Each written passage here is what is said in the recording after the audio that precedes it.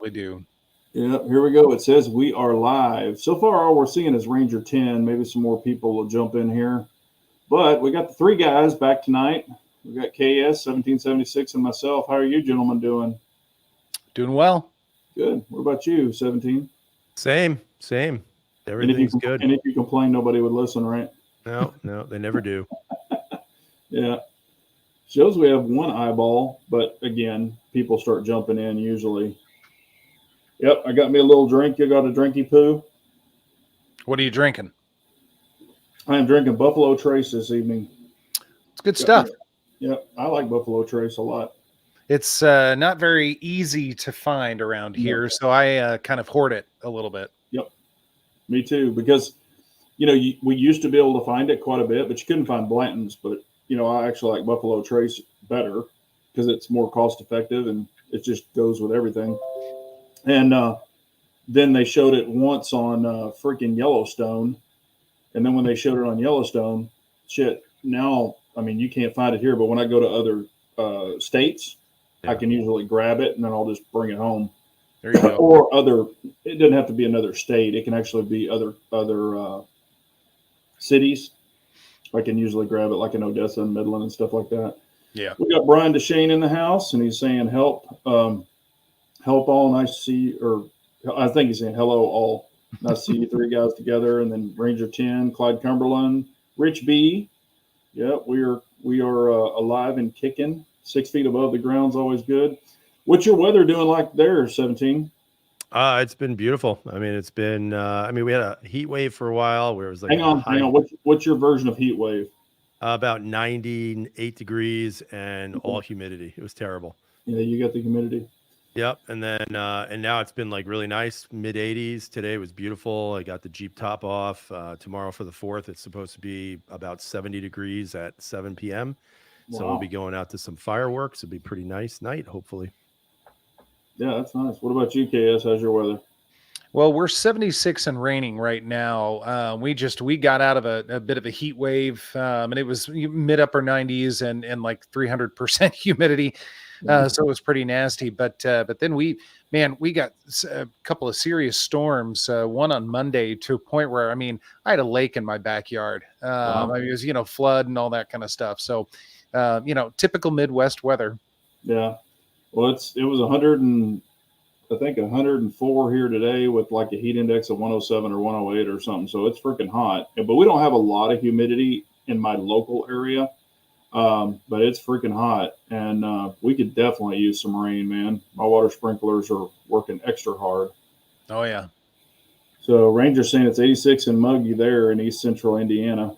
Clyde saying hit that thumbs up. Yes, we would appreciate that very much. But anyway, do y'all have any topics that y'all want to jump in? Anything been gnawing at you, or is there anything that's exciting y'all out there as far as guns, gear, anything like that? For me, like I've kind of stepped away for a little bit again. That seems to be my MO lately. But I haven't been really watching too many like gun channels. We discussed this, I think, the last time, which feels like it was forever ago. And I still don't watch many. I feel like there's such a push now from a lot of the gun channels to just basically market high-end products, whether it's optics, whether it's firearms. And to be honest with you, I think right now, a lot of people that's out of reach for, not because people aren't working, but just because, the cost of living has gone up so high in this wonderful economy. Thank you, Joe. That it really is making it hard for people to, kind of get those extras, like there's so many guns right now that I'd love to grab my hands on, but it's just not going to happen. It's not practical. And so it's kind of, I feel like, YouTube is getting a little more and more disingenuous with some of the reviews because, everybody has to do the newest optic. Of course, it's all name brand shit. We were talking before we got started that, I've had a bunch of, cheap, lower priced optics sent to me, and I'll do a review at some point, but I have not been disappointed. And the price, for what you're getting is really within reach for probably the majority of people. So, that for me has probably been the biggest thing. Yeah, we got Trigger Bar, Floridian, and Peter K jumping in. Thank you, gentlemen. What's going on? What do you think, KS? As far as like channels go, I've got a couple of usual suspects. So usually when I get home or in the evening, when I get comfortable, I'll check into YouTube, and I've got several different YouTube channels based upon interests. But for the KS one, obviously it's strictly for guns. I don't spend much time there, but I'll check in and watch a few videos on a couple of things. Now, I will say, lately I have been watching the Liberty Lounge podcast. So have I. So Johnny and Arm Scholar and sorry, Jared. But anyway, they've had a couple of interesting ones lately Certainly about have. about paid advertisers and shills and various things. And then I'm actually about halfway through a follow-up podcast on that. Yeah. Now I haven't finished it yet. I was actually watching it before I jumped on here. And man, I'll tell you what, it got my my wheels spinning. In fact, I had to send Johnny a text message, and I just told him this is very fascinating stuff. And I thoroughly enjoyed the first podcast. I really did. There was a lot of interesting things and things that I hadn't necessarily considered, or a different angle than I had pondered before. And I love to learn, and I love to be challenged in my beliefs. I'm perfectly fine with that, because I think no matter how old we get, we can always learn, and we can always evolve a little bit. So I appreciated that. And there were a lot of concepts to think about. I mean, they were talking in this later podcast. It was a comment that the VSO channel had left on there, and I like the VSO channel. I watch some of his stuff from time to time if it interests me. But he was saying, it's funny, channels that want to make a living and run a business. Why are they being challenged for having integrity? Right. When that's you go anywhere and you're a consumer anywhere, it's a business, and they're trying to make income, but also hopefully, fingers crossed, put across good quality products. It's really no different there. And that was a very interesting comment. Now, I don't necessarily 100% believe it, because I think there's a margin of error there. But it is something to consider. And so I thought that was interesting. But for all of you out there, if you haven't checked out the Liberty Lounge podcast, there are some pretty good ones. And if nothing else, is some interesting things to think about. Yeah, I haven't watched that yet. I might check it out. There's one guest on there that really, really bothers me, and Trigger Bar's already thrown it out there. Hello, Dave Gass. How are you doing? Arm Scholar, man, that guy and his clickbait shit. I cannot get into that. It drives me freaking crazy. Every video he puts out, oh, we won, we did this, and then when he talks in the video, it's like, oh yeah, they're just talking about it right now. We don't know if it's going to happen, and it's like, what the hell, dude? I mean, he's a clickbait fool, and I can't get along with that at all. So I might have a problem with him if I were watching that. But So I don't disagree. I really don't. I'm trying to separate the individual channels from the people and the information they're putting across. Let me ask you this though, and I get exactly what you're saying about the clickbait stuff, but he's also marketing his own brand, right? So how many gun channels do we see that are all clickbait? That's all it is. Yeah, there's a lot of it. Oh yeah. I mean, hell, I do it in my titles, right? I hate to use this as the example, guys, but let's say, for example, the Walther CCP. I put a picture of a dumpster fire and said, what a huge dumpster fire. Yeah. That's as clickbaity as you get. But the reality was it a giant piece of shit? Yes, it is. And I challenge anybody to tell me different. That's not really quick. He does the like 6-3 decision and blah, blah, blah. He'll say we won and we did this and we did that. And then you listen to the video and he's not even talking. I mean, it's like, there's no decision for sure. He's just, he just loses me anyway, because, at the end of the day, nothing has changed at all. Like you said, there hasn't been some amazing court decision that has allowed, universal reciprocity, hasn't allowed a magazine ban nationally, or removal of, high cap mags in regular states like mine. So, I don't find interest in it because it never applies to me. So, I think that's kind of, I could see where you're coming from. but at the same time, he's got to market his own brand, and that's what it's based off of.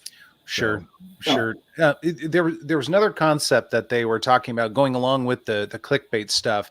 And this again is in the later video, the newer one. They were talking about a new wave of YouTube channels coming along, and we've kind of talked about this in the past as well. I think when the three of us have gotten together before, and it stemmed from like YouTube Shorts and TikTok and some of these things that I don't participate in, but I've now started to see some of these channels become full-fledged channels, but it really is designed like a TikTok short or Yep.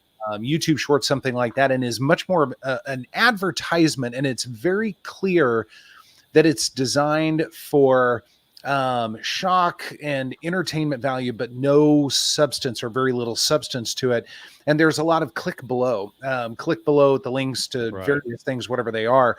And so it's like, you walk away from something like that thinking, I wanted to watch a video about a thing that was on the title, a gun or whatever it was, and I got zero out of it, except watching a lot of really fast shooting that didn't show the target and things like that. And there's just nothing there except a lot of, hey, click the links. And if you actually look there are probably 15 or 20 different links to different things. And I don't know.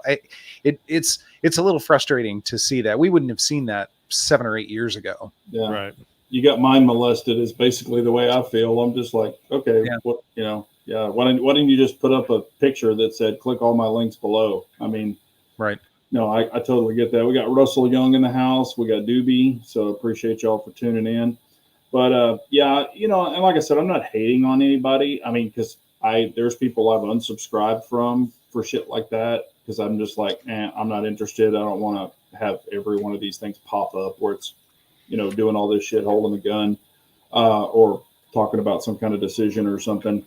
There's people who do it really, really well, where we truly get the news, the political news, or whatever it might be. And then there's some that just beat a dead horse. So, well, I think also, with just going back to that podcast that they did, they had brought up a topic of, and watch, it probably slipped my mind now, but they were talking about like reviews as a whole. And what they were bringing up was the fact that, I guess one of the topics they were talking about was, people who are getting guns sent to them for free are actually more honest than people who pay for their own stuff. And they said because there is a less of a bias because they haven't invested their own hard-earned money. And I would totally disagree with that. And the reason why I would say I disagree with that idea is because, first off, I pay for all my own guns. And if you've watched any of my videos, it's always going to be, it's either great or it sucks. And that's it, but yeah, it doesn't hurt my feelings. Yeah, it's annoying sometimes when I buy a gun and it winds up not living up to my expectations. But to me, that is the most honest type of content because it's coming from a consumer who used their own money. So then, the bias that they claim would be there, in my opinion, wouldn't be there because I've got nothing to lose and I have nothing to gain.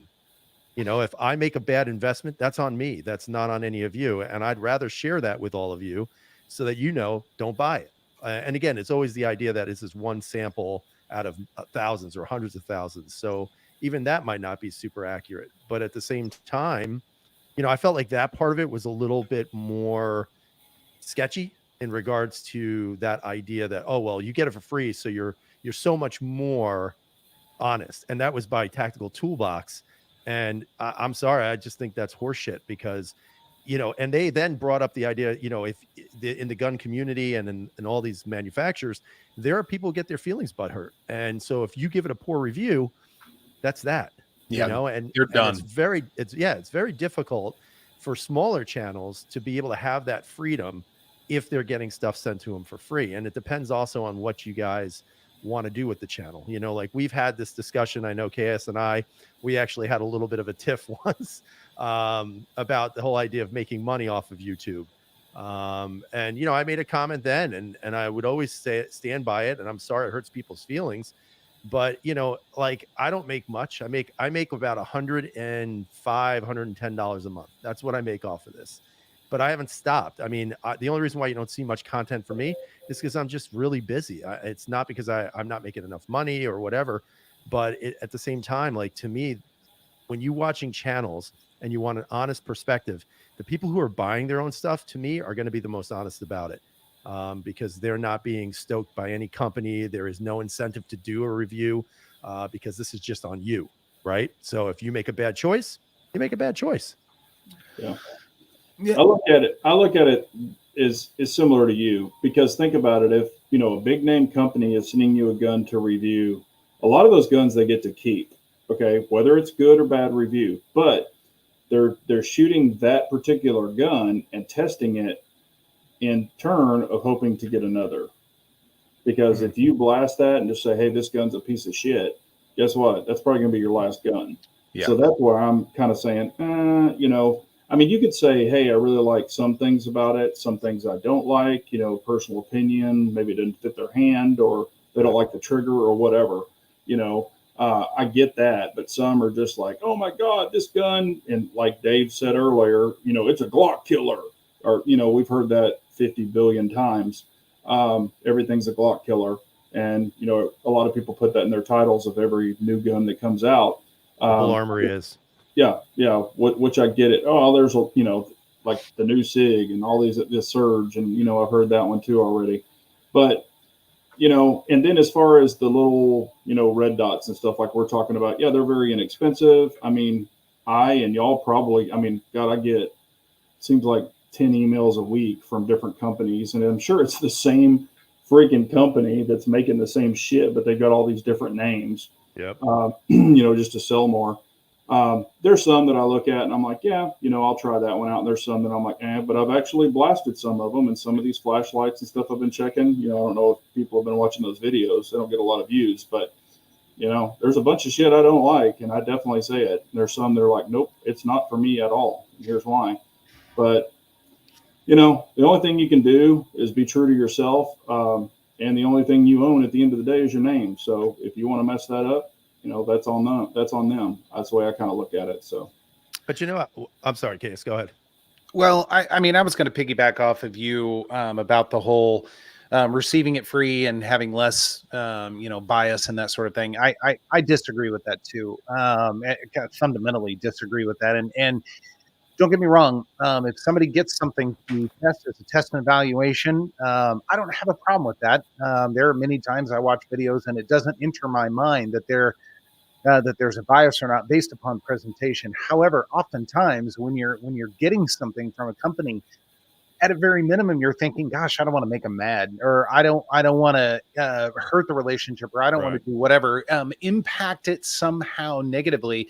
And even if you're trying to approach things as honestly as possible, that's going to, for most people, it's going to be in the back of the head or back of the mind. It really is, and so having a truly unbiased, unfiltered opinion about something when you got it from the company is going to be hard to do. I think it can be done, but it's very rare. I think it's very rare. Now, on the flip side, there are probably people that don't want to say something bad about something that they spent their own hard-earned money on. Yeah, I think there are more exceptions to that rule. Because for me, if I spend my money on something and it turns out to be hot garbage, I'm going to be mad and I'm going to tell people about it. And I have no affiliation with, you know, the company because I bought it myself, so I can say whatever I want to say. But I think some people probably have pride of ownership and they don't want to admit to the public that they spent their money on something and it wasn't any good. I think there are probably people like that too. But again, at the end of the day, I don't care if somebody got it for free or not. I really don't. I'll use my own filters to figure out, you know, the good information, or if what they're saying is something that I can buy into or not. I think we're all smart enough to know how to do that. But the fact is, if you're getting it for free, there's probably a string attached, whether you mean it or not. yeah. And I think we can speak for, you know, for ourselves in regards to that. I mean, I will always tell people I've gotten guns for free from Springfield Armory. I said one negative thing about the XDS Mod 2, never heard from them again. Never. Like they won't even like talk to me, touch me. And that's okay. Walther and I had a very good relationship going for a while, and then I just shit all over the CCP, and that was the end of that. And I, and I don't feel I could never give that gun a positive thing. Never.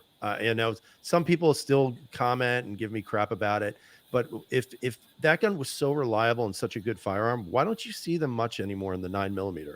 You see a lot in the 380. I wonder why that is. Yeah. But nobody ever wants to talk about that. I've I got my Caracols back, but I actually paid for that gun. So that wasn't, in my opinion, anything that they did. I did a honest review. The gun was crap, and now it's not. The Steyr, I got the chance to do the L9 A2 when it came out, and that's because I love the damn gun. I got an M9 right now, and I love that friggin' gun. And I don't really have much negative to say about it, except for poor marketing, no aftermarket at all. But I will say, Armsman does make a holster for it. So if you have any of those A2s, man, that's the way to go. Nice. He makes great holsters. Yep. And that's it. Like, I have not received anything else. The Bull Armories I paid for, the Archon I paid for, which I don't know. Somebody keeps arguing with me about that gun. I'm not sure why they want to argue about it. I just felt like for the price that you're paying for it, definitely did not come with enough things for that gun. A great gun. Love it. Shoots amazing. I'm considering maybe getting another one because I just love the gun so much. But again, no aftermarket, not much going on for it. I mean, it comes with Glock sights, but unless you want to pay, $400 for a trigger job.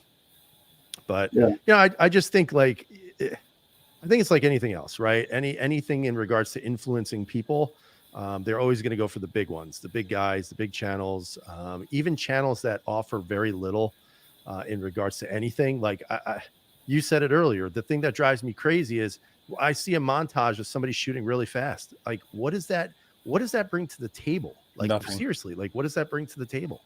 Nothing. Why not show us the groups, show us the accuracy, show us what it can do. You want to shoot that fast? Great. You're shooting faster than I can. Awesome. But like, where is the use of that? And those are the things that kind of irritate me. And, I don't want to make this negative Nancy party, but at the same time, even with the optics, everything is hollow sun. And God forbid you put a cheaper optic up there and then they start making it like you're a sellout because it's a Chinese optic. So are the hollow suns. So are the Vortex. So are half the goddamn things out there. So it's like, my rationale is, for example, if I have a $350 gun, why am I buying a $400 optic? It makes no sense. And to be honest with you, while they may not be getting everything directly from the manufacturer, they most certainly are getting everything from affiliates of that manufacturer. So for them to peddle those items and then to say, you should go out and buy it, well, they're not buying it. And if they are, great. But I highly doubt that's happening. Yeah. Yeah. It's like I said that, and I mean, we and hopefully other people know how to, if they watch a review, they know how to pick things out and make their own decisions, not just be like, well, so-and-so said so. And I'm sure it happens, but so-and-so said so. So it's, it's better than sliced bread.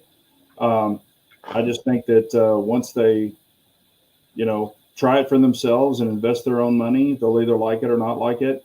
And I think that, a lot of the smaller channels give, their opinion reviews.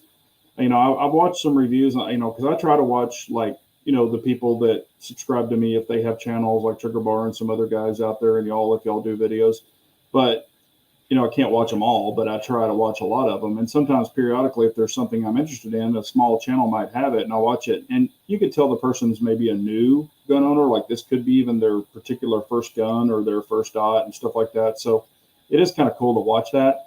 But again, I take that with a grain of salt as well. If it's a popular YouTuber that's tested everything in the world, they could have bias there.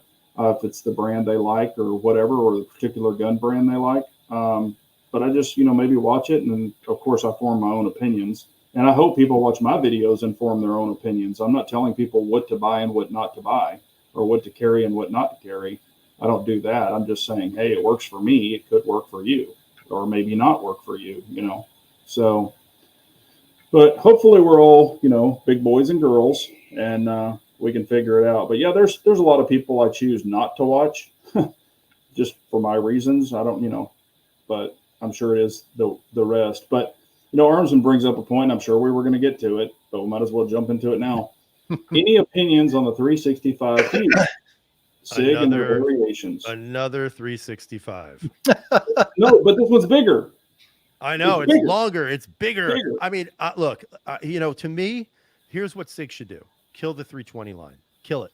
Because the 365, in my opinion, is a better overall gun. It's a slimmer package, still has great capacity, optic capable, shoots great, handles great, and it's slim.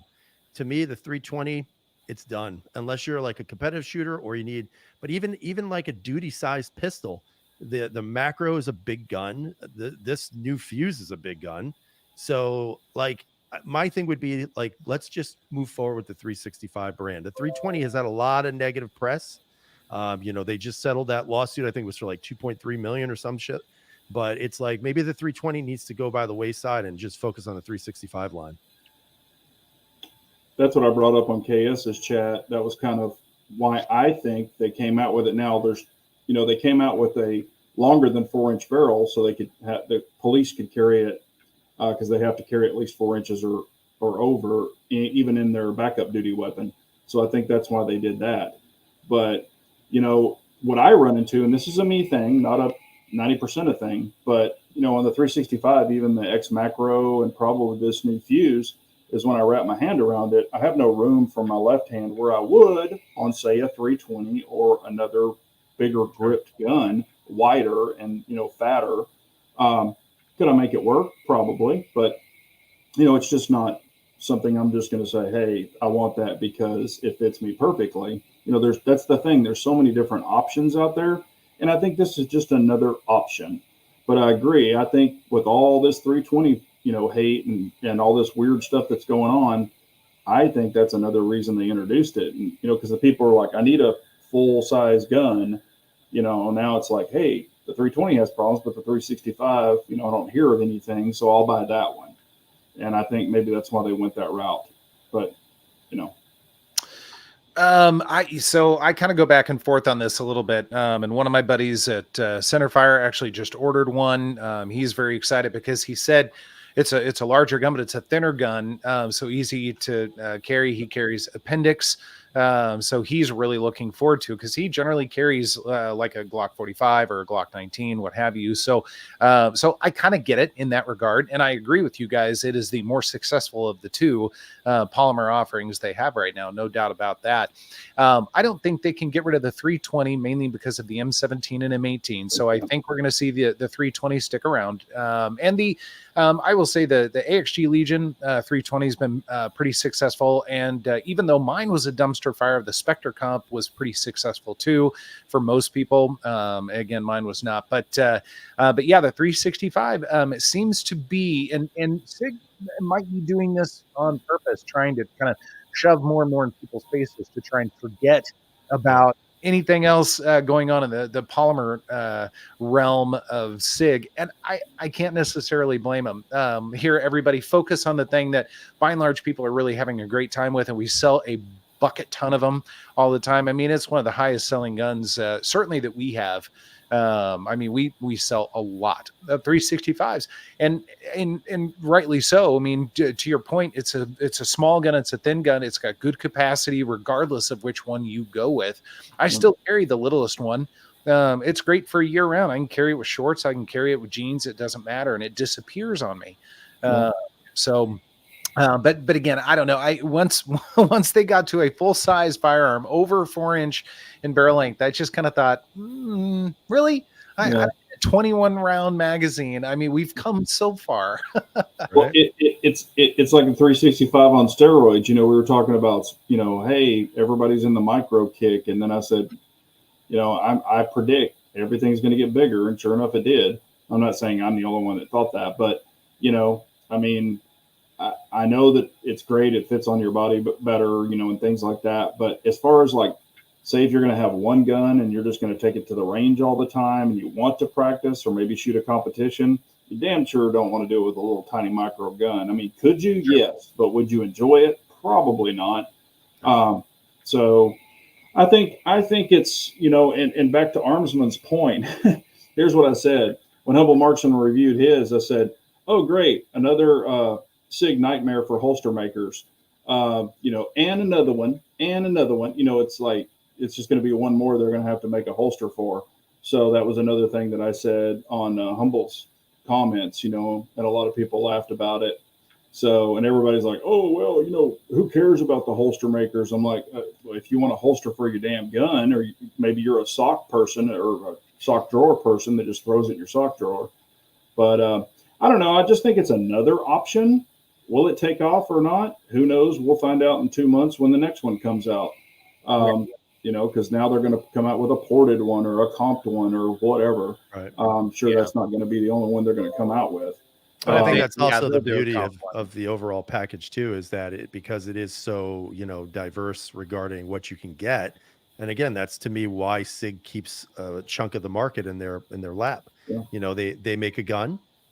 It's the modularity of that gun. I mean, you know, whenever we talk about that word modularity, it kind of drives me crazy because a lot of other manufacturers say, oh, we're modular. But I mean, it's just, there's nobody else doing what Sig does in that realm. So the ease of it, yeah, no, that's super easy to do. They're just completely owning it. You know, and like I said, I just don't see any company even being able to bite at that market right now. You know, I think we could always say, you know, Glock, you know, you were saying something about Glock killers and this and that. I'm going to tell you right now, there's a lot of Glock killers out on the market. I mean, to me, and some people will disagree with this, especially the fanboys, Glock, in my opinion, might be the most irrelevant pistol on the market right now. They're just not, they have not done anything over the years to transform to, you know, and everybody said, oh, they're reliable. They're reliable. Every Glock clone is using Glock parts. Yeah. So that reliability is carrying over to guns that have better ergonomics, better slide serrations, better optic, you know, whether it's mounted. Like, to me, the whole idea of an optic on a handgun, there should be no plates involved. I just don't see why they keep doing that. I know people have their, well, I want this optic or that optic, but like the reality is, where is the majority of the market going? It's probably going to Trijicon, probably going to, you know, Hollow Sun. Like, to me, I just feel like Glock has just been left behind, and they're just not really challenging anybody. Well, you mentioned that all the clones are reliable. They're using Glock parts and everything. I mean, I'll piggyback off of that. A lot of the other brands that are offering striker-fired firearms are also equally as reliable. I mean, really, in the grand scheme of things, when you think about a VP9 or M&P 2.0 or a PDP or whatever it is, generally speaking, the majority of the people out there, as long as they're taking care of the firearm and they're shooting it properly with the proper grip and everything, they're going to be just as reliable. So I think the whole reliability thing, to me, that's such an old, an old thing to hang your hat on, right? You can't really say that anymore. And that's really all you had, because you don't have, you know, the most relevant ergonomics or whatever, or the most relevant trigger or whatever it is. Your sights are dog snot. I mean, they're awful. So I would agree with you. I think, and a lot of people disagree with this. I know, in fact, a lot of my contemporaries at Centerfire would totally disagree with this, but I think Glock is incredibly boring, and there's so many other options to consider, especially if you're a newer shooter. I think for the money, Glock is a hard pill to swallow these days. And I'm not saying it's a bad gun. I own a few, but I think there are a lot of other options to give serious consideration to. Sure. But, you know, like 17 always says, you know, no aftermarket support. I mean, who has the aftermarket support? It's freaking Glock. I mean, good Lord. If, you know, it's the Lego of guns. Like you've said, I've said, everybody said that. But if you want to change that thing into a freaking Glock, into a PDW or a damn AR-15, I mean, it's available. So, or Glock, some of the Glock clones will do the same thing, but it's just, there's so much relevant. Now the 320 is starting to catch up like that as well, for accessories, and everybody's making them for those two items. And plus, you know, with the Flux, you've got, you know, hell, that's another option for your 320 is to throw it in a Flux modular system, or Glock into some of the other ones. So, I mean, M&P, I mean, that's where I kind of fall, and I like M&P, don't get me wrong, but between Glock and Sig, M&P is almost irrelevant, and I like M&P. but they're almost irrelevant because of those two now. Well, But yeah, but are you sorry, 17, go ahead. You've been wanting to say something. Go for it. just two quick things. So one, like you were talking about, things you can do aftermarket wise with a Glock. I could do that with any Glock clone, period. Right. Yep. So they've lost it on that Yeah. because again, there's no advantage to going with a Glock. Now people will say, yes, it's a market share. People follow those brands and they're 100% right. And for those of you who own Glocks, this is not hating on Glock. It's just my opinion, right? I own Glocks. I've had a lot of Glocks in my past, but I've just moved away from them because they're not really adding to the pot. Second part of that was the M&P. To me, the M&P is better than a Glock. I mean, that's just my opinion. I think it's unfortunately, I don't think people enjoy them as much, but they've got better grip texturing. They've got better ergonomics. Their trigger has been improved, so we can at least say that. Optic capable, even though with plates. I just think that if we were going to look at like guns as a whole, to me, if I was going to have a category for most irrelevant, it's going to be a Glock because it has done nothing to improve itself. Well, And people will say they don't have to, but in my opinion, you do. Or you well, get there's left one behind. company, in my opinion, and I think others might agree. There's one company that has blown Glock out of the water, and that's Shadow Systems.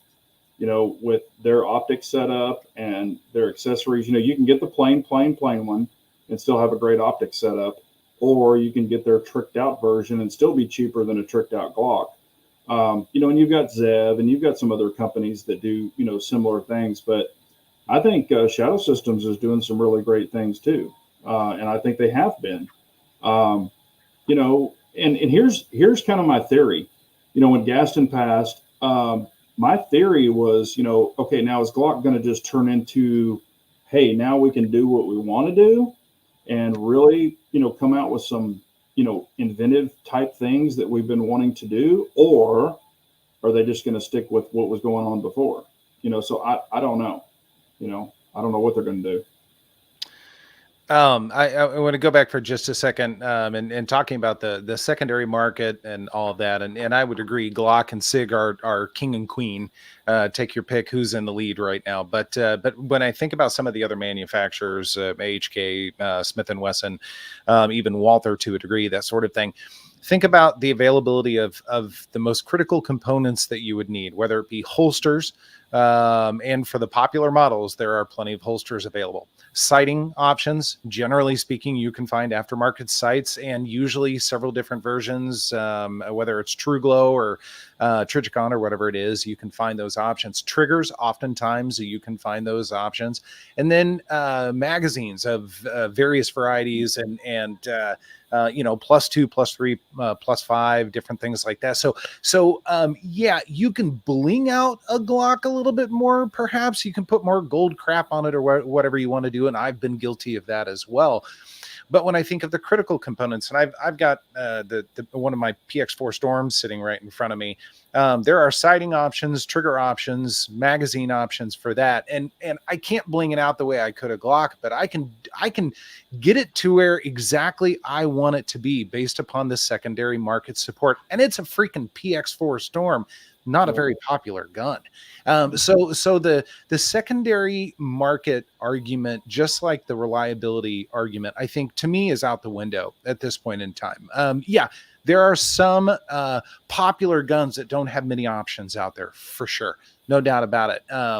But for a lot of them, there are, and M&P is one of them. There's actually a pretty good secondary market out there for that, even threaded barrels and things. So you can kind of dial them in the way you want to. Yeah. And the other thing, and I'm like sorry, I've Big J, go ahead. Like I've said numerous times, and y'all know too, I think we're in a really great time because, there's 31 flavors. You can choose what you want, what you like, and that's why I try to tell people or recommend to people, to go to the range or shoot their buddies' guns, before they maybe go out and just buy one, not knowing, is this gun going to work for me? That's the thing. There's so many different options right now. I think it's a really great time. I mean, the market is flooded with shit, whether it be a Glock clone, a Glock, or M&P, or whatever it might be. CZ, 2011s, especially now, budget or all the way high end ones. I mean, there's just so many options right now. And if you're in a buyer's market, I would say if it's something that you like, I would probably grab it. We are coming into that cycle. Y'all know where I'm talking about, and stuff usually gets kind of weird, especially with ammo and stuff like that. So, get what you need, not go into debt, but get what you need.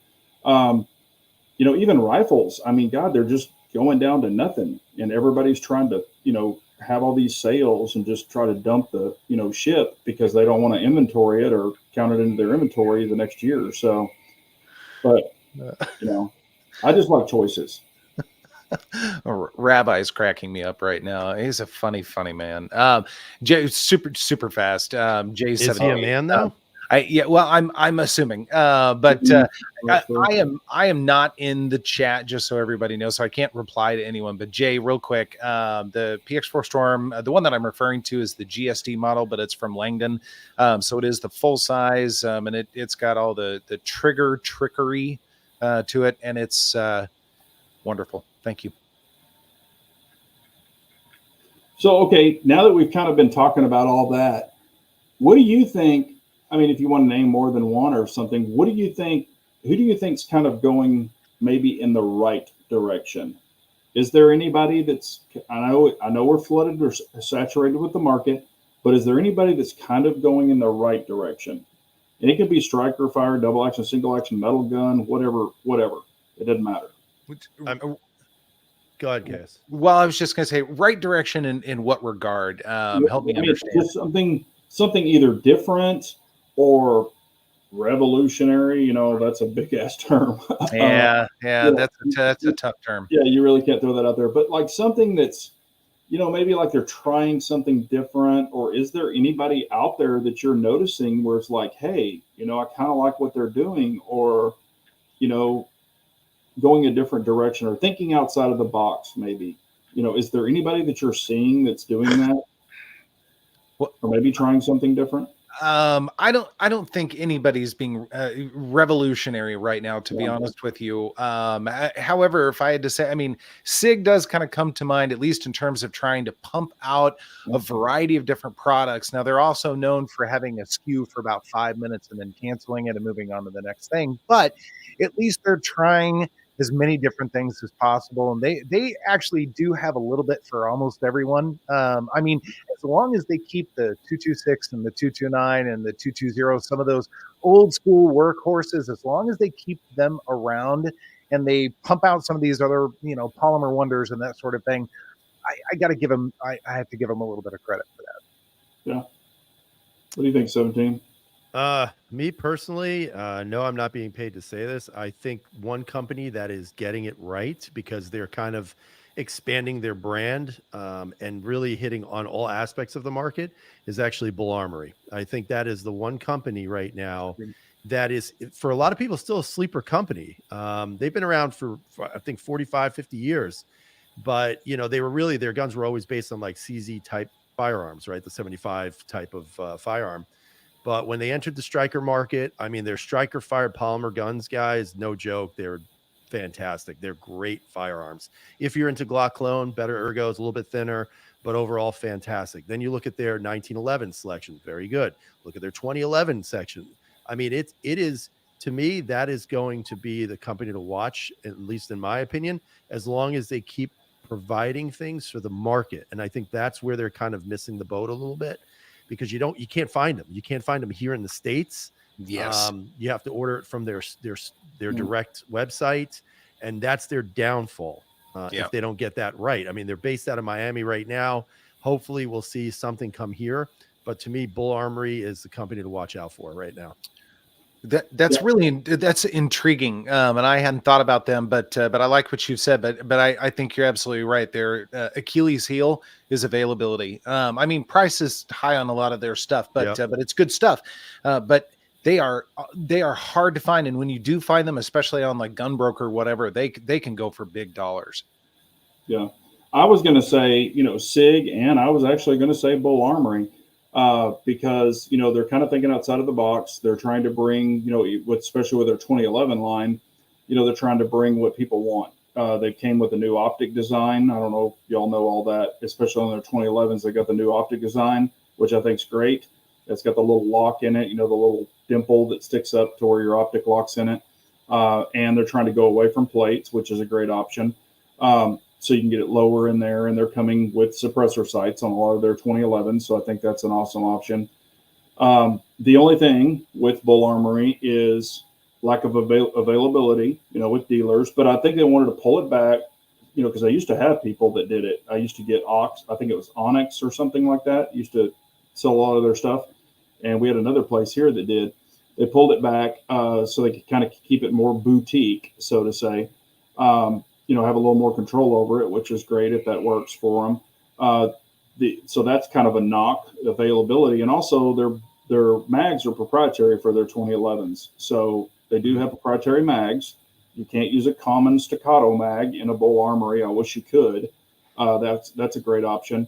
And their price point is very good. I mean, comparing to other brands of 2011. So I would not, dismiss a Bull. I've shot them. I like them. They're nice guns. I think they shoot very well, and they make a great product. It's just the mag. Put it this way, and I've said this numerous times. If I did not have all the 2011 mags I have, I would have a Bull.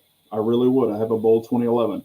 But that's a whole nother ball game. I have to start investing because I don't just buy one or two mags. I'm not that guy. I usually have quite a few mags for a particular gun. And then with Sig, I joke around and say they're coming out with a new gun every week, but at least they're coming out with something, and it gives another person another flavor if that's what they're interested in, or the Sig fanboys where they just buy everything, which is fine too. I would say those are the most relevant, with trying to come out with something new. And there's some rifle companies who are coming out with some different things, but it's not like the pump AR-15. I'm like, nah, that's not for me. But, in a commie state, that could be a definite great option for someone in that situation. So no, it's not. It's not. Okay. No, I live in a commie state. Absolutely not. You can get an AR-15 semi-automatic. You just have to know the rules and how to kind of work around those rules and still make it legal. Those are the biggest wastes of money. So if you guys are living behind enemy lines like myself, do not waste your friggin' money on that. It's absolute garbage. Okay. But, just my whole thought. Yeah, I just think it's an option. And, that's also where I kind of go off on accessories. There's people making new dots and things like that, and new options for that, and better price points because, we were kind of talking about some of the cheaper options before with the dots, and as many guns as I have and y'all have and other people have, it's great. You can't just go buy a $600 dot for every freaking gun you have. I mean, that shit adds up. So if you can get some good budget, friendly options that work, like Sealy, I haven't had any problems with any of these Sealys I've been running. I'm not pushing their brand. I don't have any skin in that game, but I'm just saying they've done well for me so far. So, if that seems to work, and if the prices of those coming down for the inexpensive ones and more people are buying them, that's going to force the higher end ones maybe to go down. So that's not a bad thing either. Now, would that be my go to war, dot? Maybe not, but at least I have some options for other guns. So whether it be scopes or mounts or whatever, I think it's good to have some competition in the marketplace. So let me turn this around a little bit on you guys. So we just were asked, what do we feel is the, breaking ground with new guns and all this other stuff. What company do you guys believe is, and I'm not going to say Glock is my answer, but what company do you think is dead in the water? Well, okay. So like, for example, we talked about, guns that were innovative, guns that are starting to really, take shape and everything, or manufacturers, I should say. What manufacturer do you think it's kind of dropping the ball, or just stagnant? I would have to think about this a little bit. I actually would not say Glock. I would actually say something like maybe Walther. I mean, yeah, they had the PDP and everybody lost their nuts over that for a little while. I know, cry me a river, PDP is amazing. Whatever. It bores me, but there's nothing wrong with the gun, but it bores me. But aside from that, I mean, I feel like that's what they've hung their hat on. And there isn't. I don't know. When I think one trick pony. Well, and I talk about a lot of brands when I'm at Centerfire, right? When I'm behind the counter or training or whatever, never, ever do I mention Walther, and I don't hate them at all. I've owned a few and they've been fine firearms, but No, I feel like they're one of the big names that has fallen to the wayside big time. All right, so that's KS's. What's yours, Big Johnson? Okay, y'all better sit down because I know what you're gonna say. I'm gonna think create. Greta, I will shoot you. I'm gonna create some hate right here. CZ. Oh my God, that's exactly what I was gonna say. The Because same thing. So now let's telling hear ya, your reasoning. Let's hear your reasoning. y'all know I absolutely love CZs. I've got a shitload of them. We all do. Absolutely love them. But as far as revolutionary, or we've been kind of told about the new P10 and P10F, P10C, P10F. We've been told about this and blah blah blah. But here's the thing. Okay, I'm hating. I love CZ. Shadow 2 is awesome. Shadow 2 Compact's great. All that stuff. But and Dan Wessons are great. They got the DWX and DWX Compact. I mean, you can't hate on them for those.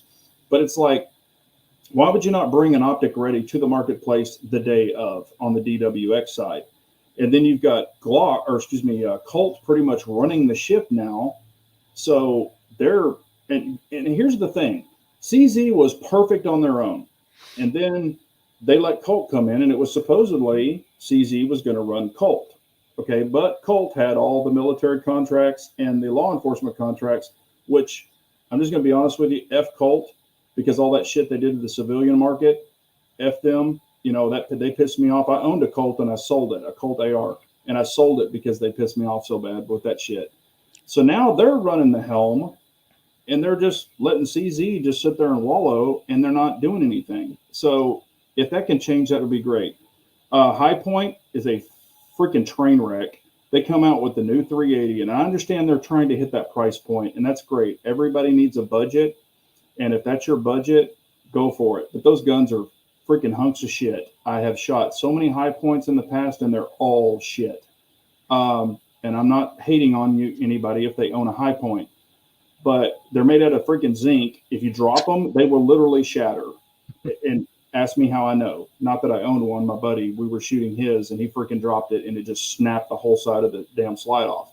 So I would rather buy a used Glock or a used M&P or a used something than buy a High Point personally. Those are some that come to point or come to my mind, and then there's one more, and it's Ruger. Ruger is doing nothing at all with their pistol lineup. Absolutely nothing. Now, not their revolver, but with their pistol, striker fire, they're just doing nothing. Or even with the lever actions from Marlin, they're not doing shit. Yeah, I mean, they're just kind of sitting there doing nothing, and they're American companies, so I'm wishing they would do something. But here's the thing that we're faced with right now. Everybody's literally giving guns away for their price points right now. I mean, they're just blowing them out. So understand about, if you're blowing out guns, it's hard to dump a bunch of money into engineering to have those guys engineer something new. I get it. But it's just like, damn, you're either going to step up or you're going to be passed. And that's kind of some that I can just think of right off the top of my head. I'm not beating anybody up if they own those guns, but I'm just like, damn, I want to see some people step up, or shit or get off the pot, honestly. So, I would definitely, I'm reading what some people are putting on here. I think Sky obviously is. Would anybody buy a Sky? I don't even, I've owned one, and they are hunks of shit. Yeah, Car is a very rough, unrefined brand. Car's a piece of shit. I guess I should have said, larger manufactured brands. So, but I think CZ is. I know a lot of people are clamoring for a new generation of P10s, but I don't really see what's wrong with the regular generation we have now. It's a fantastic gun. I hate the plate system, which I've said that a million times, but I like the P10C. I have a P10C, a P10S, and I love the guns. I still think they're very usable, very, very user-friendly. I think where I kind of see CZ is they're really dropping the ball in regards to the CZ75 lineup. There has been really little to no nothing. And, they, like you said, even with the DWXs, non-optic capable, which for me is not a big deal, but still just having that option would have been great. And then Humble Marksman put out that video regarding the Shadow 2 Compact versus a P01. The P01, in my opinion, is the greatest CZ ever made on the planet. It's just a fucking great gun. And to me, when they came out with the Shadow 2 Compact, I was like, why? I mean, if you have a P01, it's a great gun. Why not put out a P01 that's optic capable, that now has that added, benefit to it. And they just are, to me, it's so disappointing. And yes, the P07 is a great gun. P09 is a great gun. The friggin' Phantom. I mean, why they discontinue that? Fantastic gun. The P01, the PCR, all these major, amazing firearms, and they just haven't moved them forward. And instead, they're developing the Shadow 2 Compact that, to me, does not fill any need whatsoever. I just don't understand that. And I think that's, to me, the most disappointing part of that gun, especially from a CZ fan like myself, is that there's just nothing. It's just blah. And see, that's where, now I haven't shot one yet, the CZ Shadow 2, okay, but they're compact, but I'm a huge CZ Shadow 2 fan, and I've owned the P01, y'all know that. I like the CZ Shadow 2 Compact better. Now, this is for me and a me problem. For the grip, it feels better in my hand, and it doesn't matter about the grip, so I'm not talking about that. I'm just talking about the length, the way it sets up, and also the beaver tail, the way that it sits in my large hand. Not a lot of people won't have that problem. And I like having the different, the grip, or excuse me, the pick rail at the front. I like having the 3 fingers because it does fit more options for lights. If you want to run a really long light, like a Surefire X300, it does fit a little better having that option. And some of the smaller pistol lights somebody might want to run, it can work better in that circumstance. And also it is optic ready and things like that. And the trigger smokes the shit out of a P01. I don't care what anybody says. I've sit there and dry fired that Shadow 2. It's a single action, man. It's, no, it's double action. It's got a safety. It's double single, but it's got a safety.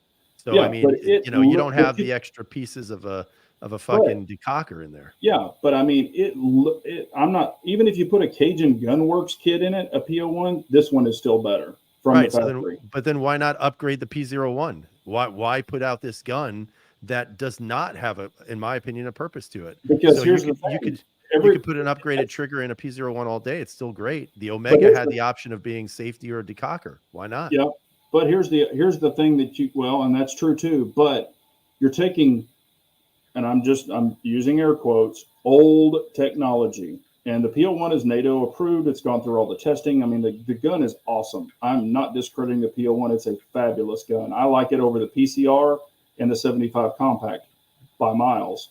But, it's just old technology, and they wanted something new. Because a lot of people that are Shadow 2 shooters, they wanted a smaller version. I'm just going to simply say, fuck all of you, you're wrong.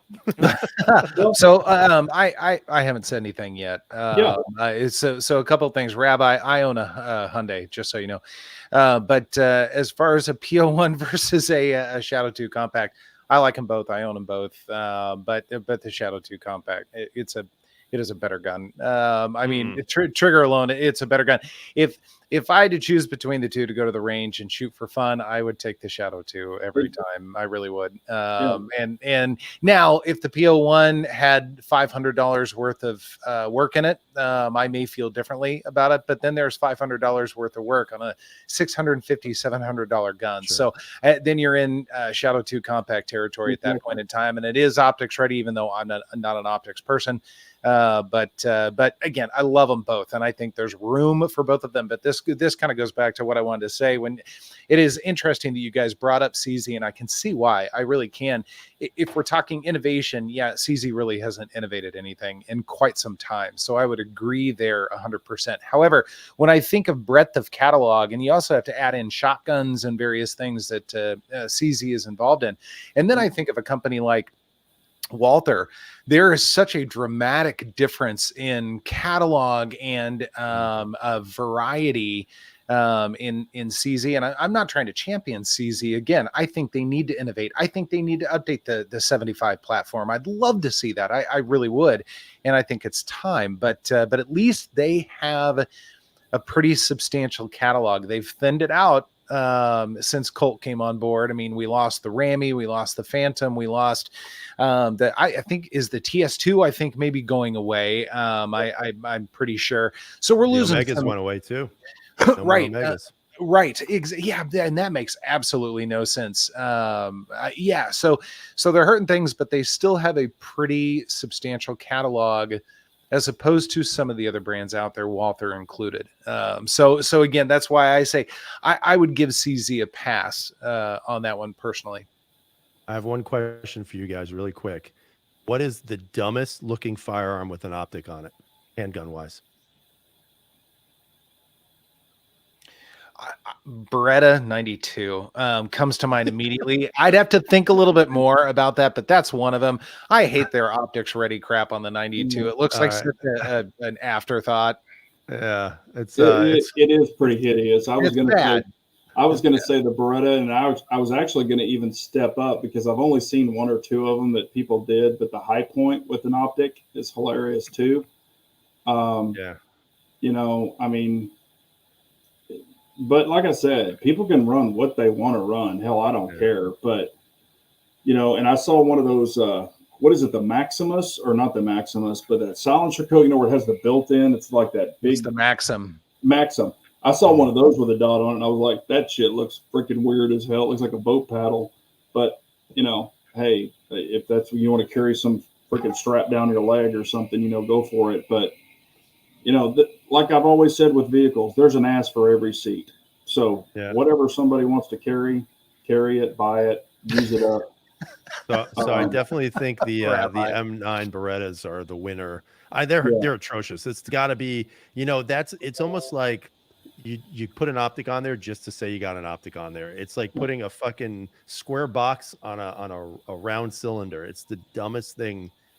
I mean, God, that's like you said it. It's an afterthought, you know. It's just to try to throw it out there, and that's Beretta pisses me off. They piss me off so much. Hey, Rabbi, it's an Apple sticker on a Subaru, just so you know. Yeah. There's a you know there's all kinds of funny ones. You know, and another thing that I think is pretty funny. Now you can do it correctly, or what I say, nice looking, like on a Korth revolver. You know, when they've got the big pick rail and you put a dot on it, I think those look sweet as shit. But like the little Tauruses, and you know, where they just got like this little, it looks like somebody just glued something to a revolver with no pick rail. I think that looks jicky as shit. It looks like you drop it one time and it's just going to snap off, or even bump it one time, it could snap off. But, you know, I mean, if that's what people want to run, then go for it too. But, you know, and also think about something that's really kind of insane looking, the little Beretta Bobcat, where they were putting the dot on it and the suppressor. Now, is it kind of cool? Yeah, it's kind of cool, but having a big old dot on a little, you know, Beretta Tomcat, that was, you know, I think I love dots, but I'm like, that's a little crazy. The dot's bigger than the freaking gun. Oh, Rabbi. So too much. His Kia Soul, the little hamster wagon. I remember those things. I know, right? Oh, the bread box. Yeah. Anything that you know, that y'all are like kind of like chomping at the bit, going, man, if this price goes down a little bit more, I'm going to grab one? Or is there anything you're kind of looking at that's kind of exciting to you? I got to tell you, I actually am, because right now I'm revolverless, and I haven't been for a while. And I'm looking at two right now, and I'm having a difficult time deciding which direction I would potentially go. One of them is a Model 19 K comp. And so it's got the comp on it. It's a beautiful revolver, performance center, all that kind of good stuff. 6-shot revolver. And then there's also the Jerry Michalik 929 9mm. It's a 6-inch with a comp on it. So it's a big old revolver, no practicality whatsoever, just a fun shooter. And I'm looking at both of them, but I would potentially only have the budget for one, and I cannot decide which one I would do. Okay. What about you, Stop being a baby, just get them both. No, I can only do one. So which one would you guys do? Neither. I would go the 19. I would go the 19K. Why? Man, there's just some history there, you know, with that setup and that platform. You know, I think the Michelin thing, and also if I remember right, the price on that is not cheap. on that Jerry Michalik one, if I remember. They're almost exactly. Oh, are they? Okay. I think he was maybe the one he was talking about was like the ultimate Jerry Michalik. I think he came out with one that was like a limited run. I don't know if you saw that one, but it was crazy priced. I thought maybe that was one you were talking about too. But I've got a 19 revolver. I mean, I just like it. I think it's cool. And I really do like Smith & Wesson revolvers. I mean, I know the other one is too, but I don't know. I kind of like the 19. It's just, that's fair. It's just kind of an old school type, size, and I just like it. But, for a revolver. But if I were going to buy one revolver, and I've said this 1,000 times, one revolver, it would be a Korth. I mean, I have played with those things numerous times at Texas Gun Experience. They carry them, and it's the one with, it's got the full pick rail down it. Oh my God, that thing is so freaking sweet. They got it in 357, 44 mag, and I'd get the 357 because you can shoot 38, but that thing is just, the trigger is unbelievable if anybody's played with one. But man, it's like, and I even told Harry this, I'm like, if I buy another revolver, that will be the one. And that would be the ultimate revolver. You only have to get rid of $8,000 to do it. So exactly. Well, I understand that, but I'm just saying, if I was going to buy one revolver, that would be the one. I already have some other ones, and I don't shoot those things; they just sit there. But I think with that one, being able to put a dot on it and kind of, and you can even it has a lower rail if you want to put that on there, where you can put a light on it, just kind of make it like the ultimate. What was that show? The zombie show? I can't remember. Walking Dead. You can make it like the ultimate Walking Dead gun, but I just think it looks really cool, and man, the trigger is just unbelievable. So can't ask for much better than that. If you're going to get one, you might as well blow your whole wad on one.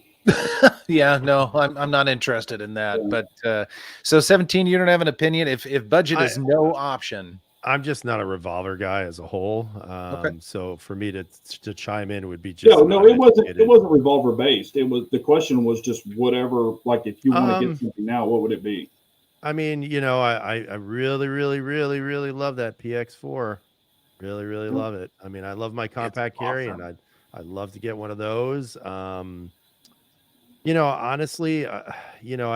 it's so hard. There's so many nice guns that I'd like to be able to play with.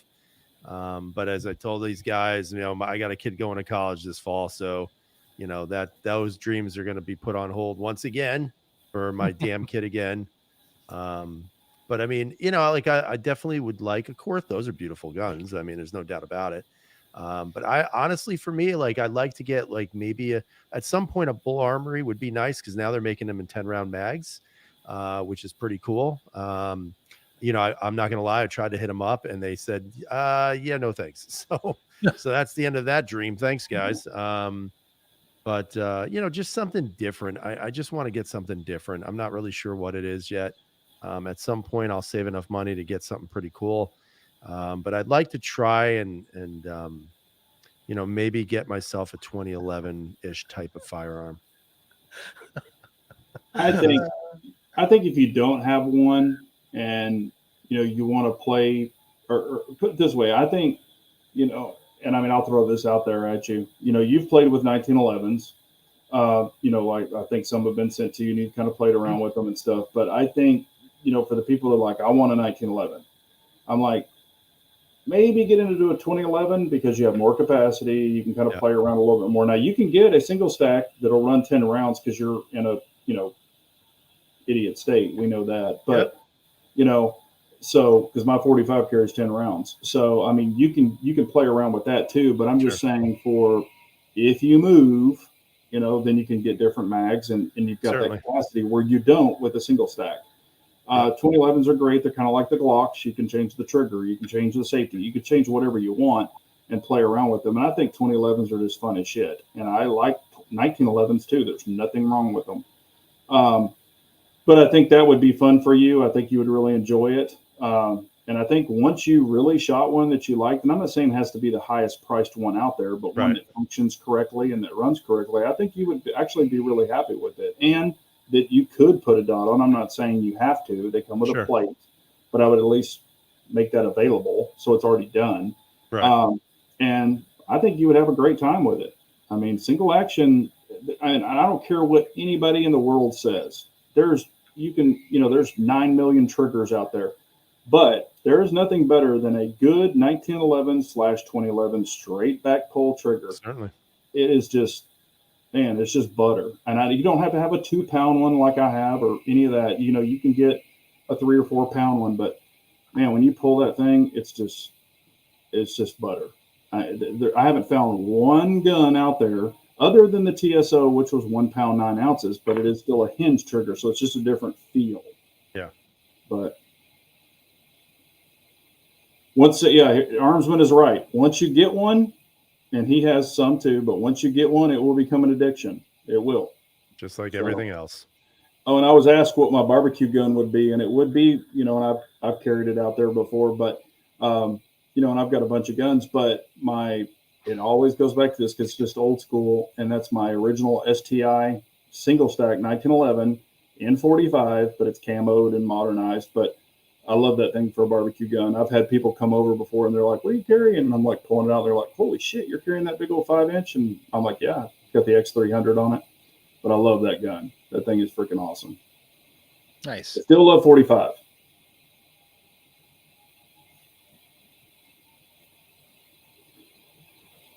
But anything, we're getting close, or hell, we're actually over. I don't know what y'all have going on, if you want to go a tad longer, but if you don't, that's cool too. But is there anything that y'all are prepping, coming up with? Are you going to start doing more videos 17? Are you going to start doing more videos KS? I've had a lot of people asking me like, where's 17? Where's KS? Are y'all going to do like review videos or just more live chats, or what do y'all kind of got coming up or going on? So for me, yeah, I mean, videos are it's just, I'm kind of like in this weird phase of my life. Brian Duchesne is saying, I could easily find another job. I'm like, I'm going to be 50 this year. And so for me, like my life is here right now. I have to wait 9 more years to collect a very, very well-deserved pension. So, and I'm not leaving that for anything at this point. I'd rather try to change the mindset here, which I just want to quickly say this. One of the things that I would say is I'm a New York State based gun channel, right? I have about like 26,000 followers, which I feel like in real world, it's like 50,000, but I don't know. I kind of humor myself with that, but it's like, this is to me like one of the largest untapped markets for guns, because when you look at the state population, there's roughly 8 million that live in New York City, but then there's about 10 to 12 million, probably a little more closer to 10, that are living outside of the city. And, people really need to focus on that aspect of New York State, because if we can focus on that, we can definitely change what the dynamics are here. But again, once again, there's no support from anybody. So I'll say that as the first thing. Second thing, optic wise, I'm going to be doing some videos on this brand right here. I'll pull it up. It's Zulisi, I think is the name of how you say it. They sent me some stuff a while ago. I finally, I did a video on it, never did anything with it. So I'm going to be doing that. To me, it's a worthwhile budget optic that does pretty damn well for what you're using it for. I mean, if you're going out there to be Mr. Extreme, it's not for you, but I don't fall out of helicopters. So for me, it's perfect. I got a little project going on with a Steyr right now, so I can't wait to get that back. It's going to be pretty awesome. And the other thing is, like I said, whether you're a manufacturer or not, if you guys want to send me anything, I will review the crap out of it and I'm going to send it back to you. I'm not going to keep anything. I don't want to keep anything. But that to me is one of the best ways, almost like a what do they call those? A grassroots effort to try to help my channel, because there is not much that I can do in regards to attracting manufacturers here, because they just don't make much with 10-round magazines. I mean, they just don't. Yeah. And we could talk about the magazine thing, off channel if anybody's interested, but just, hit me up in an email. It's 1776robust@gmail. If anybody's interested in that. And like I said, I've done it before where people have sent me some stuff. It takes a little while to turn it over because there's a long wait here in New York State to get a handgun on your license. But once I do the review, I get it off my license and send it right back. So that's just, if anybody's interested, no pressure. But I'm going to keep doing what I do. And whether I ever make it big time, which I know I'm not, it's not going to matter. We're not going to make it like Humble. He's in the chat now. Oh, he's big time. I don't even know why he's wasting his time here. I Come know, on, right? he just had an interview with the guy from Sig. I know, So I freaking mean, Ron. this guy, man, Yeah. fuck him.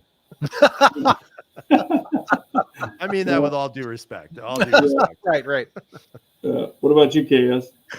Well, first of all, Rabbi, my barbecue gun would be a Beretta Bobcat suppressed, but only in 22 short. There you go. So just get that right. So no, I've been doing the live streams periodically. I'm taking a little bit more time between them now because hasn't been as much to talk about. And I'm really kind of waiting for this platypus because that might actually inspire me to maybe make a video again. I don't know, we'll see. But I want to see what it looks like and how it shoots and all that kind of stuff, and I've been waiting for freaking ever for it, so hopefully it should be this month, although they just extended the time again. When I started, I think it was like 14 to 17. They're up to 20 to 24 months now, so they're about 6 months to wait for one of those things. So I think they're either getting more and more popular or they're losing people, one of the two. And I'm assuming it's the popularity. Popularity, yeah. Anyway, but yeah, no, that's the deal there. And again, trying to decide on a revolver, but that's it. Yeah. Well, first what I want to say is, man, it's great to have the crew back. It was a lot of fun. I'm so glad y'all were able to do this right here before Independence Day tomorrow. So, we got to celebrate our nation, even though, some things are happening. But, like I said, it is the United States of America. I'm glad to be here. But, yeah, it's great having you guys on. And, of course, having the family members out there. I know a lot of y'all have been asking for this, and I'm glad we could make it happen. Always a pleasure. But, as far as myself, I've got some videos that are already filmed. Some of them I light some companies up. So just get ready. There's no holds barred. Some of the shit's getting ridiculous, and you'll see it in one of the videos that I'm going to release soon. But no, I'm just checking out some stuff. There's nothing that's really hugely on my radar. I am going to start shooting rifles a lot more. I love pistols, don't get me wrong, but, and y'all know this as gun guys too. Sometimes you just kind of get bored and you want to mix it up a little bit. And so I am going to start shooting a lot more rifles, just because that's what I want to do.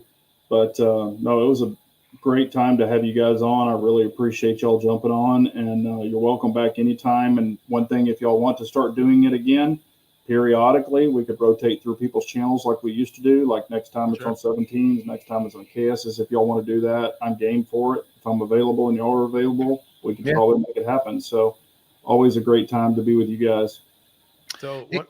Oh, go ahead, KS. I'm sorry. Well, I was just going to say Snowman, because I've been deferring this question since live chat the other night.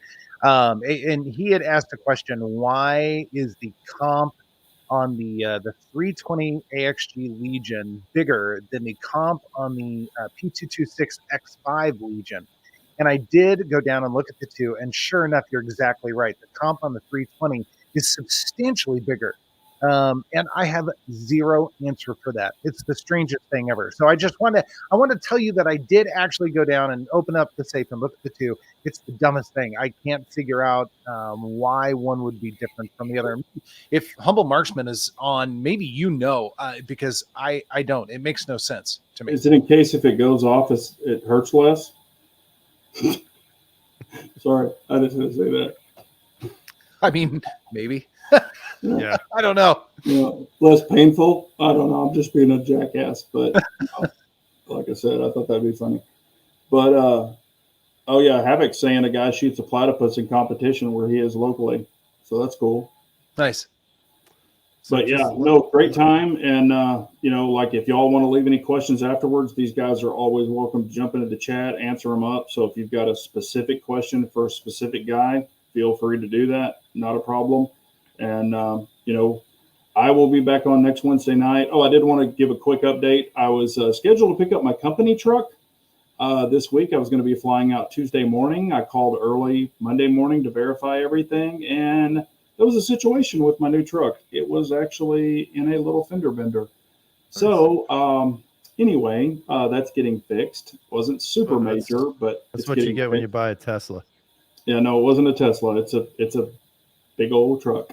So, but yeah, it was in a little situation, and it's getting fixed, or will be getting fixed, and then I'll be getting it. So that kind of delayed that, and I was like, damn, I was really looking forward to it. I wasn't looking forward to the drive back because it was a long drive, but looking forward to getting the vehicle. So just real quick, anyway. if anybody, Hang on here. Humble is actually answering that question. He is saying, my guess is they use the existing 229 barrel, and it's slightly longer than the 320 barrel or 320 compact barrel. So there you go. Maybe. That makes sense. Yeah, it's possible. Well, that's Mr. Sig himself. He would probably know. If So anybody I'm sure he punches in when he goes there. If anybody lives near the Anderson, South Carolina area, just send me an email. I'll be down there several times a year.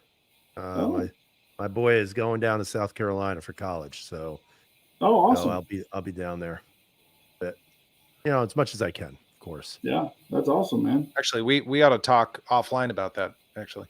Yeah. Okay, cool.